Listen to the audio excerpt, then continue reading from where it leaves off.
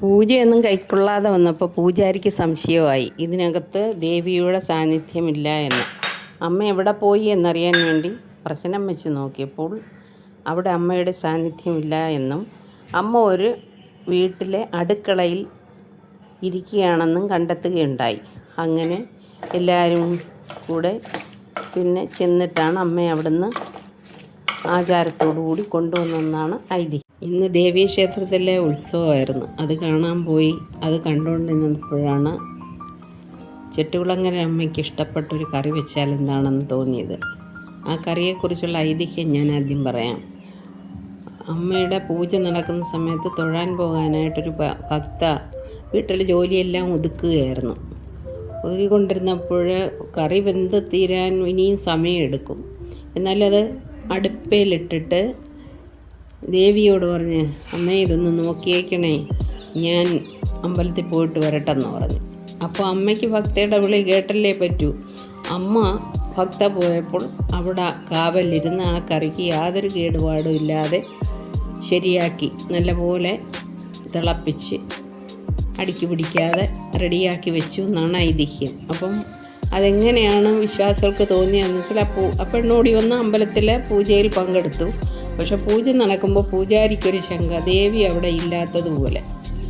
അങ്ങനെ കൊടുക്കുന്ന പൂജയൊന്നും അത് ശരിയായ രീതിയിൽ എന്നത്തെയും പോലെ ഫലിക്കാതെ വന്നപ്പോൾ പൂജാരി പറഞ്ഞു അമ്മയുടെ സാന്നിധ്യം ഇവിടെ ഇല്ലെന്ന്.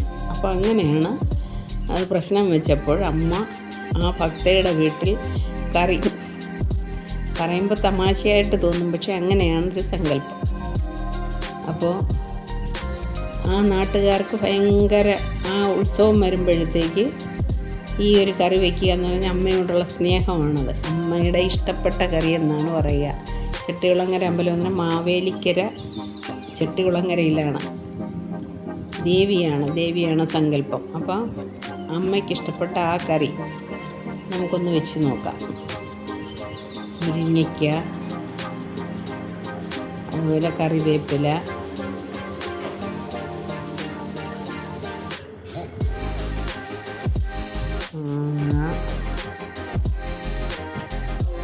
മാങ്ങ, ഉണക്കക്കൊഞ്ച്, മുരിങ്ങയ്ക്ക, മാങ്ങ, കറിവേപ്പില, ഉണക്കക്കൊഞ്ച് ഇതെല്ലാം കൊണ്ടിട്ടിട്ട് ഒരു അരപ്പുണ്ടാക്കി അതിനകത്തേക്കിടും. തേങ്ങായും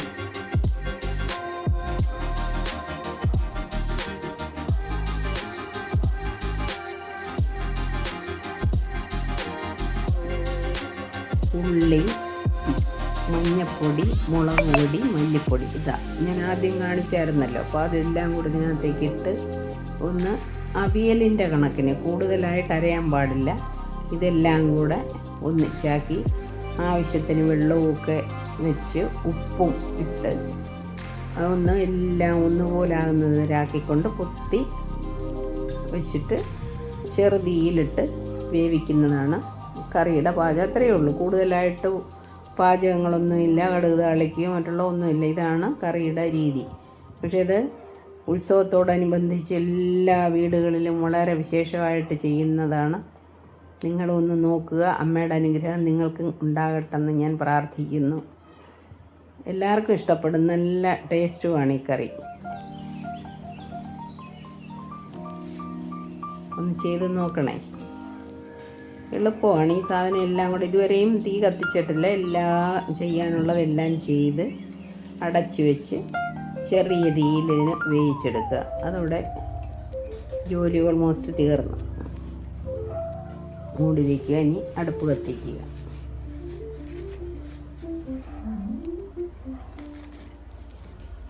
ഒന്ന് ചെയ്ത് നോക്കണേ. സബ്സ്ക്രൈബ് ചെയ്യാതെ കാണുന്നവർ ഒന്ന് സബ്സ്ക്രൈബ് ചെയ്യണേ. ഇനിയും പുതിയ പുതിയ കറികളുമായിട്ട് പുതിയ പാചകങ്ങളുമായിട്ട് ഞാൻ നിങ്ങളുടെ അടുത്തേക്ക് വരുന്നതായിരിക്കും.